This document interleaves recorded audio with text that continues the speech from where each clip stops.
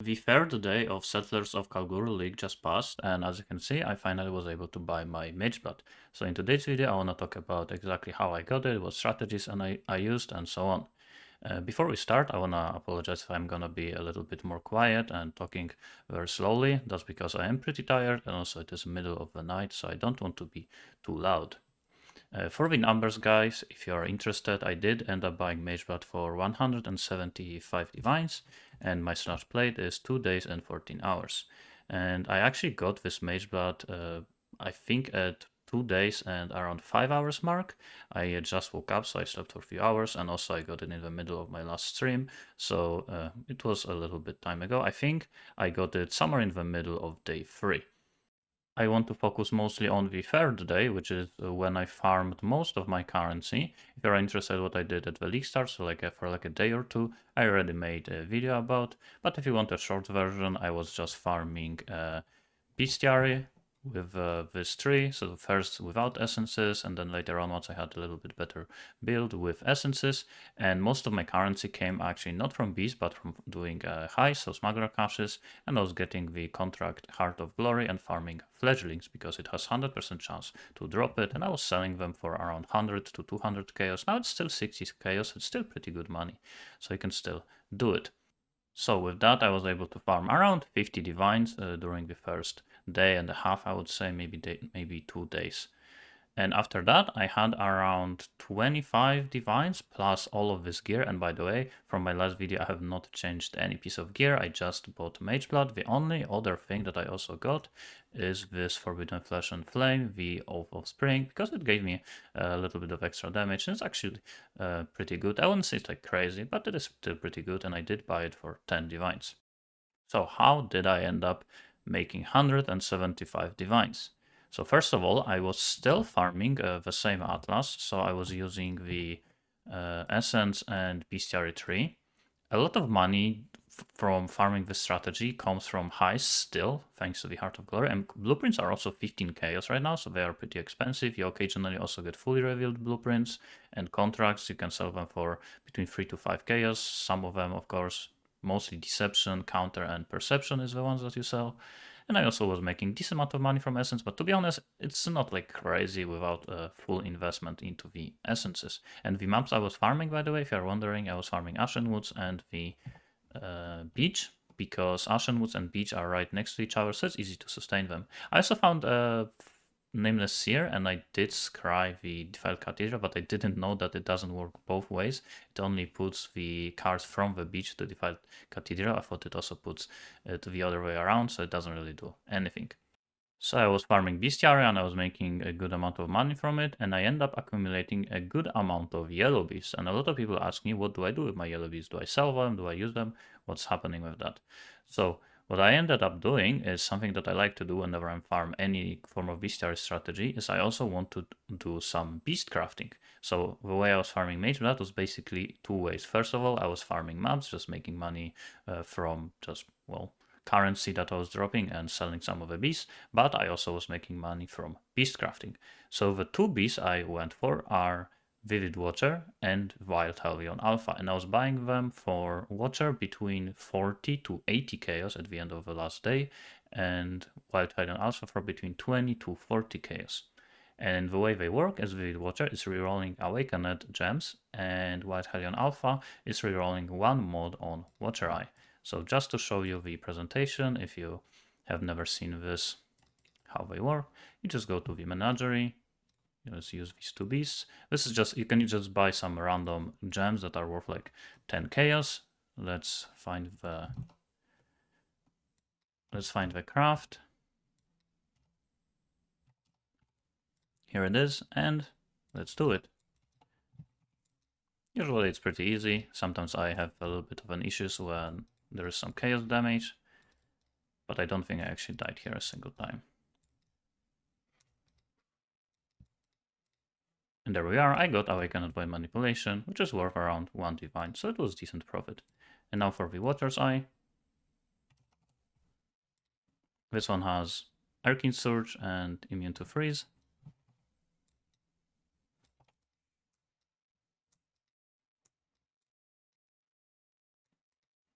And now it has increased lightning while affected by rough, which is worth around 1.5 device. So I also made decent money. Of course, you're not always gonna hit something. Very often you're actually gonna just lose and lose money until you actually hit something good. So I would say during the third day, most of my money came from rolling these gems and water ice, but I also still made quite a lot of money from just regular maps. I ended up finding somewhere around 5 to 10 black morrigans, which sell for 2.5 divines, maybe even 3, and I also found few of the Farik Tiger alphas. So Tiger is this one. As you can see, I still have quite a lot of them. I actually don't think I have any morrigans left. No, I don't have any. And I actually did not find any of them during the day 1, day 2, but towards day 3 I started finding a lot of them, so it was pretty good money. I also found some of the other ones like Helions, Vivid Watchers and Vultures, and so far I actually am starting to believe that not just some of the Harvest Beasts are in the core Bestiary pool, I'm pretty sure all of them are, because I found most of them. I don't think there is only 2 beasts that I found. I think I haven't found Aberak and Bramblebugs, but everything else I did find so far. So let's talk more about these 2 Beastcrafts, because I know a lot of people will have questions about them.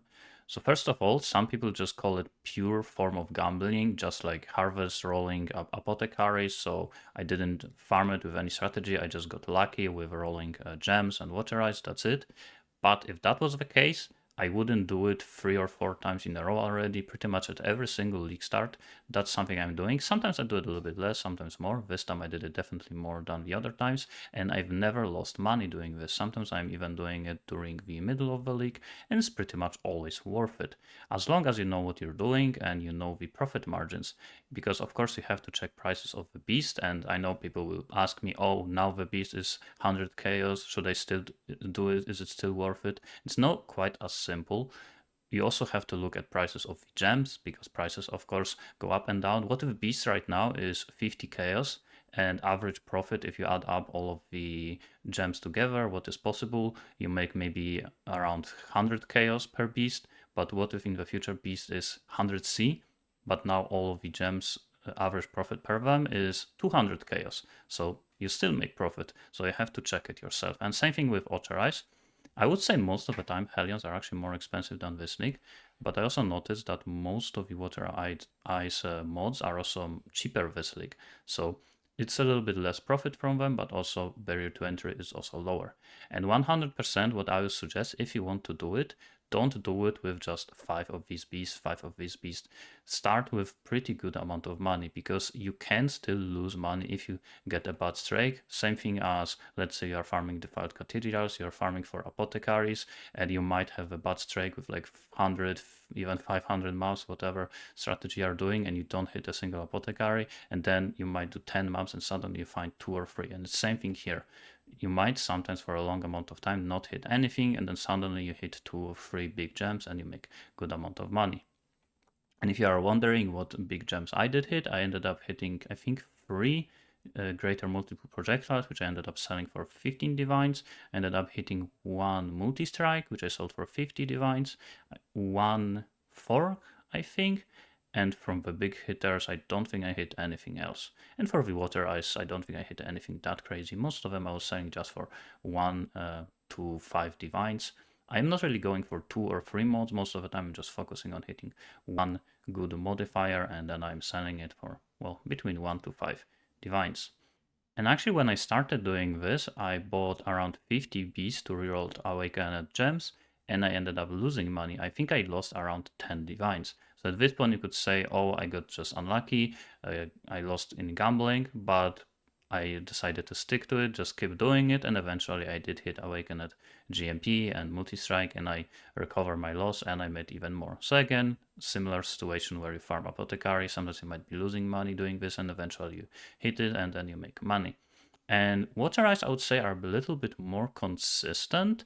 You have a little bit less risk, but are a little bit also more in terms of management. You have to buy a lot of water eyes. They don't really sell as often. There were situations where I had almost full this tab of water eyes, just posted everything for just 1 divine, 2 divines, 3 divines, and so on. And it took me like hours to actually sell it. To sell all of them, it took me like 15 hours. And as you can see, I still have some of them being sold.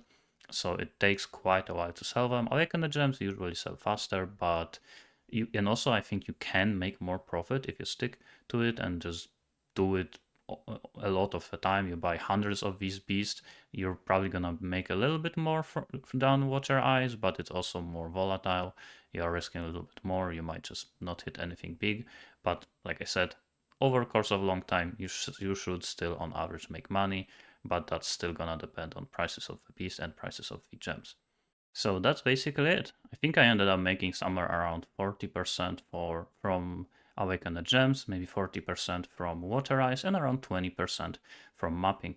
I also mostly did mapping for just getting my own yellow beast, and I also had to end up buying some, but I mostly was self-farming it because buying yellow beasts was pretty hard. Not that many people are selling them, so I had to self-farm them, and I still made, I think, maybe 30-40 divines from just selling beasts. And also towards the end, I think the last maybe 20 divines or something, I started experimenting with the scarabs, and so far the results are inconclusive. They are pretty expensive. You have to buy them for between 5 to 10 chaos, so you're investing like 20 chaos per map or something. And profits are not crazy, but then at some point you finally hit Black Morrigan and it is duplicated and you make quite a lot of money. So I'm still not too sure if it's worth using them. It probably is, let's be honest. You make quite a lot of money from the beast, and you also duplicate yellow beasts, which are still decent. So I'm testing it right now, but you don't have to do it. You can 100% just do this strategy, just farming beasts without scarabs. But if you want more, you can start adding them, but it's also kind of annoying to buy them. So yeah, I don't know. It's up to you if you want to do with this and without it. I still want to test adding additional map device mode and maybe adding some essence scarabs, but with that I think I would have a little bit too hard of a time clearing maps, so I'm gonna wait for getting a little bit more damage, and that's when I'm gonna test it. But that's basically it for this video. If you are wondering what are my plans for now, well, basically now I can start playing the game. I can just have fun. I don't have any plans this time around in terms of like strategies I want to test or videos and stuff like that. I decided that this league I want to have a little bit more fun, and actually I got this Mageblood pretty early, all things considered, but I still did prioritize just having fun a little bit more than making currency this time around. I did notice few things that I could have done that to make more money per hour, but I decided to not do that because I just wanted to have more fun. For example, one time I noticed that profit from Bestiary memories was crazy. You were paying like 80 chaos per memory, and profit on average per memory was like 150 chaos, and you can do like 10 plus of them per hour. It was crazy profit, but I just didn't feel like doing memories, so I decided to not do it. I stick with the maps and rolling gems. I actually love Beastcrafting. I wish there was more Beastcraft that was fun to do, and also I wish there is not this many useless beasts. When you go through the Bestiary, there's like so many useless beasts. I wish some of them were a little bit better. Maybe these ones should on average give better rewards or something, better uniques, but they are a little bit more rare or something, I don't know. It just feels weird using these and wasting so many yellow bees, and yellow bees are 2 to 3 chaos per yellow bees, so are using around 9 chaos per roll. It's not really about the red bees, it's mostly about losing the yellow bees, but I'm just ranting a little bit about Beastcrafting. I still like it, I just wish there were a little bit more fun Beastcrafts. So that's gonna be it for this video. Thanks for watching and see you next time.